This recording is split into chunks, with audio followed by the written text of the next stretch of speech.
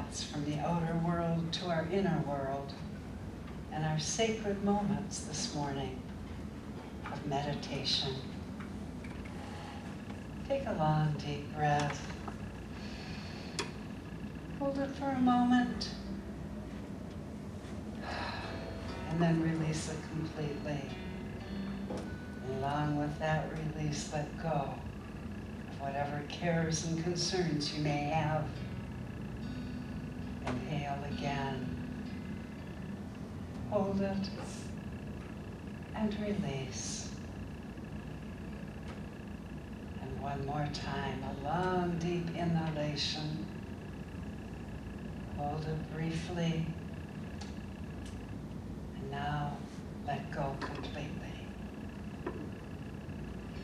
Let go of cares and concerns. Let go of worries. Let go of plans. Let go of everything. This is your time. Your time to be one in oneness with the one. We're entering that inner sanctuary. We discover the divine in us, and we know peace. Relax into that knowing. Be with it. Absorb it. Let it permeate your entire being as you bask in oneness in the silence.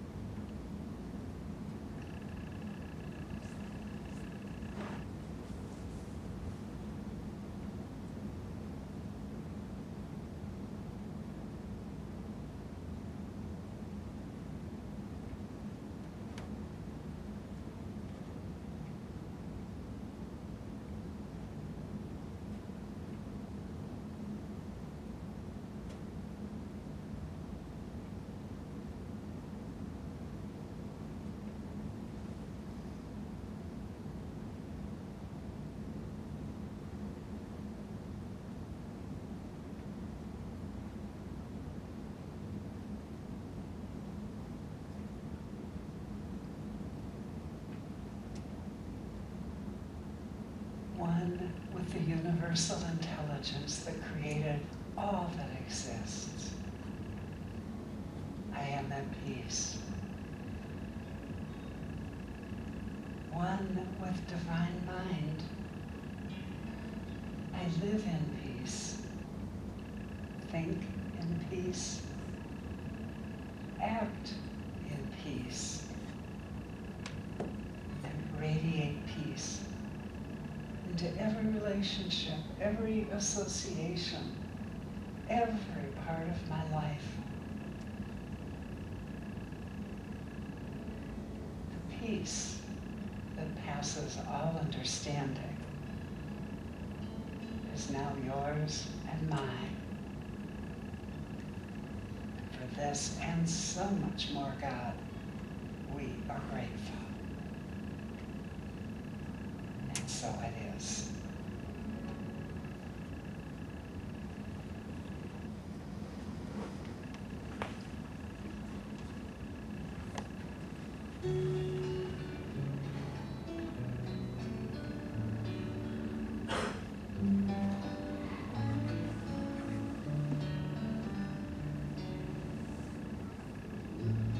There's no way around. That's what life is for. Uncover the keys to heaven. Open the door. But with all these distractions, I'm too easily confused. So here I am, lost again. reaching out for you. Let me find a way to open up my heart. Let these walls come tumbling down, no longer keeping us apart. And let these dark eyes see pathway to the light. Let your love song fill my ears. Raise me up tonight. Raise me up tonight. I'm so sure I can do this. Each time I begin, I might fail 1,000 times, but I'm not giving in. I'm learning it's easier with you by my side. And this love, I touch it, fills me up. It's the only thing that's ever satisfied. So let me find a way to open up my heart. Let these walls come tumbling down, no longer keeping us apart. Let these dark eyes see a pathway to the light. Let your love song fill my ears. Raise me up tonight.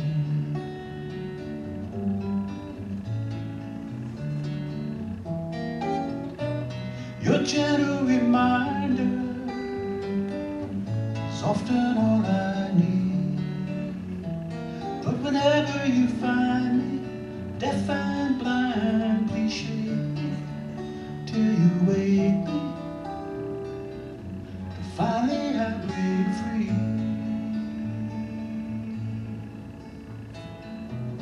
Let me find the way, open up my heart. Let these walls come tumbling down, no longer keeping us apart. And let these dark eyes see pathway to the light. Let your love song fill my ears. Raise me up tonight. Raise me up. Let me find a way to open up my heart. Let these walls come tumbling down, no longer keeping us apart. Let these dark eyes see pathway to the light. Let your love song fill my ears. Raise me up tonight. Let your love song fill my ears. Raise me up. Raise me up, raise me up tonight.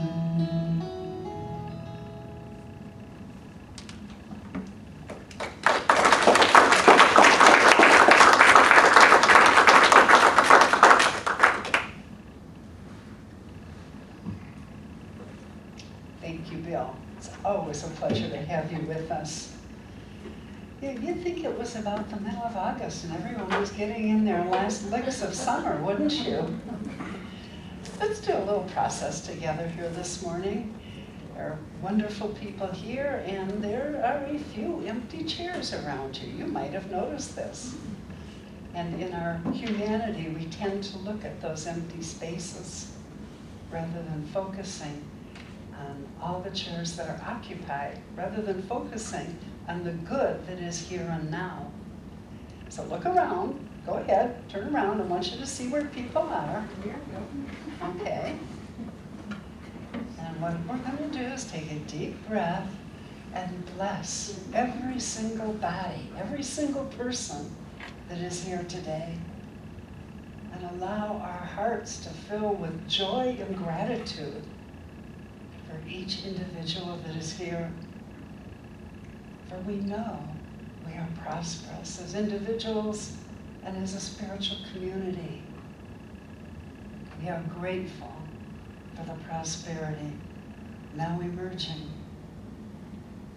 We look forward to welcoming more and more people to this wonderful spiritual place and sharing with them the joy that we find here. Thank you, God, for every one of these people here today, for more that are about to walk in the door. And so it is.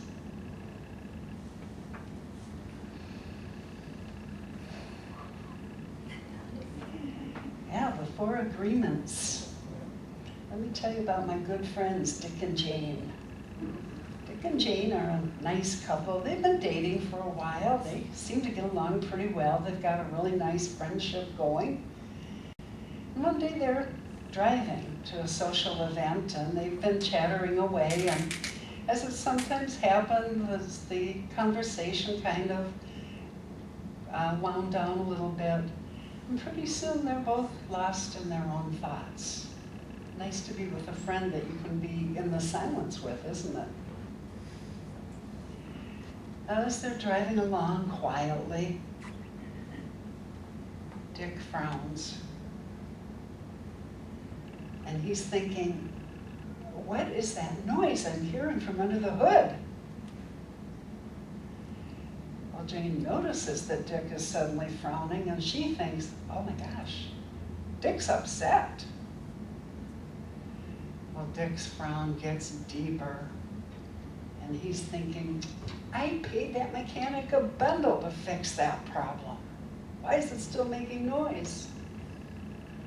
And Jane, noticing Dick's grimace, thinks, I wonder what he's upset about. He must be mad at me. He's not saying anything. Well, Dick is really fuming now, and he's thinking, man, you just can't trust anybody to do a good job these days. And Jane is thinking, watching him, I try my best to make him happy, I really do. He just doesn't appreciate me. Well, Dick is looking grimmer yet, and he's thinking, I'm going to give that mechanic a good piece of my mind.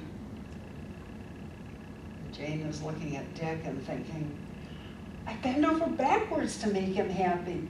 He just takes me for granted. And Dick kind of sighs and thinks, well, I guess I'll just have to go back and make them fix it right this time. Jane, observing Dick starting to wind down a little bit, thinks, I bet he's thinking about his old girlfriend. He's talked about how relaxed he was around her. I guess he just doesn't think I'm good enough for him. And Dick, who's now come to a conclusion about his engine problem, thinks, oh, that mechanic's going to fix it all right.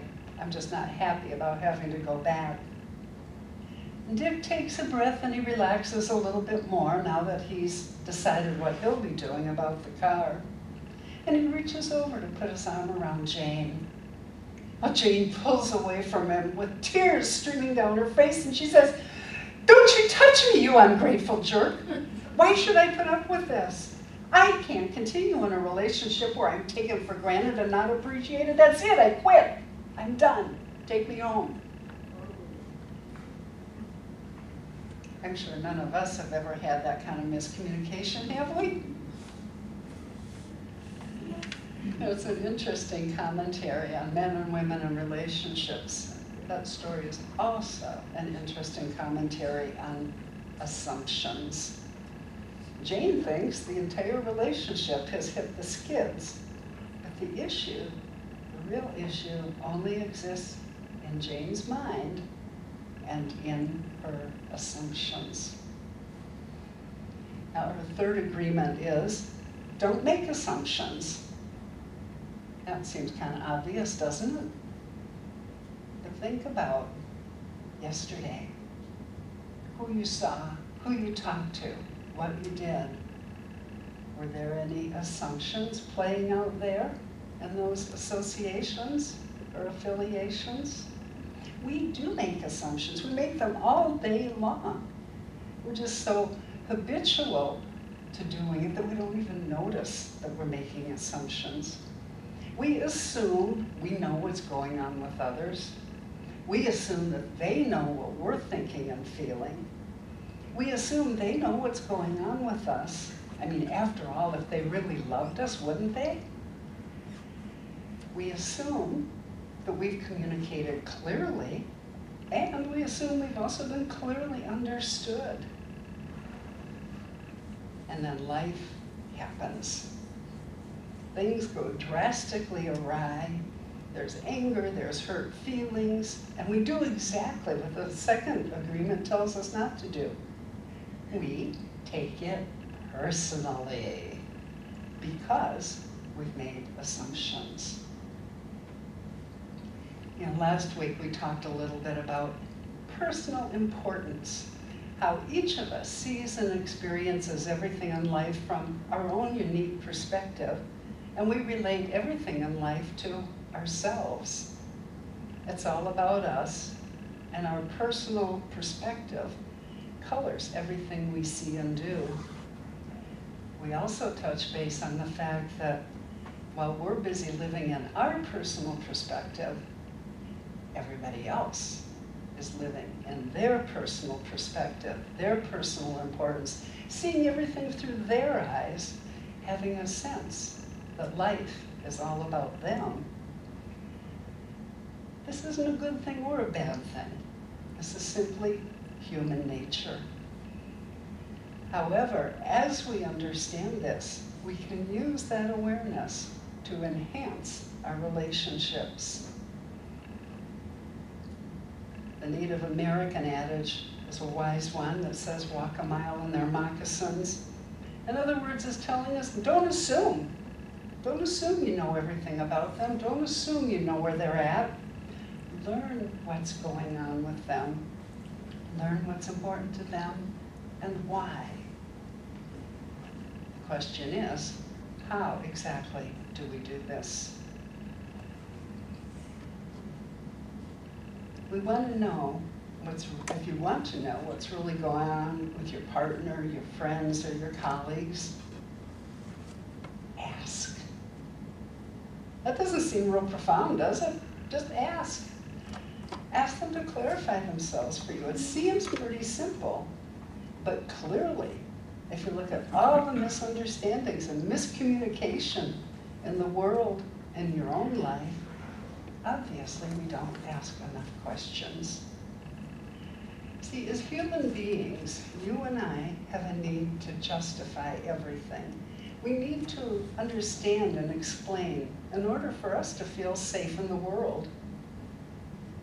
Because of that, we make assumptions about what's going on with someone else because we don't have the courage to ask, or we don't take the time to ask. We answer our own questions and address our own concerns with assumptions about them because it makes us feel safe and comfortable. Often, and I've discovered that a lot this week, the minute I make an assumption, I tend to tie it with a judgment, proclaiming others right or wrong. So ask. That's not that hard, but why don't we do it? You know, our deepest insecurities about ourselves and our relationships are actually reflected in our reluctance to seek clarification. So we assume everyone sees life like we do, and we assume others think and feel like we do. We're actually afraid to admit we might not fully grasp the situation. Maybe we're afraid that we'll be judged. We all have a need to be right, and we don't want to hear contrary information. We also believe we should know what others are thinking and feeling. Sometimes we don't ask because we're afraid of the answer. We really don't want to know. Another reason we don't ask is because we're busy deceiving ourselves. See, we see only what we want to see from our perspective. And we fudge the truth. We lie to ourselves to make ourselves right, to make ourselves feel safe. This too is our humanity at work. So don't judge it. Don't be hard on yourself. Just notice it. And then make a decision to deal with it differently. See, these are human characteristics that we can address and improve on. However, when we fail to ask to seek clarification, it allows misperceptions to breed and multiply. It thwarts clear, effective communication, and it sets everybody up for misunderstanding, for conflict, for disappointment, for pain. A few weeks ago, Lee and I were with a part of the family celebrating the birthday of a nephew. This is my youngest brother's oldest son. Everybody was having a good time except my brother. He was acting kind of surly and ornery, and I didn't know what that was about, and my thought was, what is your problem? Notice how there's a little inflection of judgment there? And as I was watching him, I was wondering, what is his problem? Is everything all right? Is his new job going okay? Well, with 3 kids in college, maybe he's got some financial worries on his mind. I noticed his father-in-law sitting there looking less than delighted, and although the two have always had a good relationship, I found myself wondering, well, maybe my brother and his father-in-law have had some disagreement. Because I assumed I knew him well, I assumed I had a lead on his issues. Well, I finally got him apart from the rest of the family and asked him, are you okay? You don't seem like yourself tonight. He informed me the burrito he had for dinner was not sitting well with him. All my prognostications, all my assumptions about his ornery, surly mood were absolutely, completely, and utterly wrong. I needed to take the time and make the effort to ask the questions, to get clarification, to find out what was really going on with him, so that I could be there for him in a meaningful way. I had to laugh because a little time later, his wife and I were in the kitchen doing some cleanup, and she turned to me and she said, "Laurie, are you okay? You seem kind of distracted this evening." I said, well, yeah, I am distracted this evening because I was trying to figure out what's going on with your husband, my brother. And we laughed. You know, we're all making assumptions all the time and drawing conclusions about each other that may or may not be accurate. The only way we created clarity in those interactions was by asking questions. Yeah, I've noticed in life, and I know you have too, often we labor long and hard to get others to understand us. Oh, we ply a torrent of words to express ourselves, and we repeat them over and over and over again to make sure they've heard us. And so often in that process, we fail to try to understand them. How many of you are familiar with the prayer of St. Francis? Beautiful prayer. And one of the lines is, grant that I may not so much be understood, seek to be understood, as to understand. Understanding, that's one of our 12 powers that Charles Fillmore educated us about. Understanding is the ability to know, to perceive, to comprehend, And of course, the highest understanding we can experience is that spiritual understanding.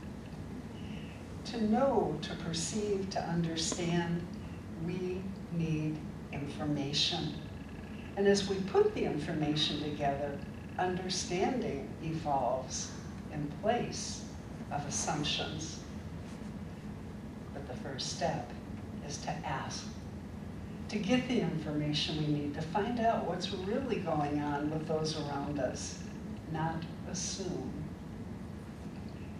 When you ask questions of others, when you seek clarification, do you realize you're actually giving them a gift?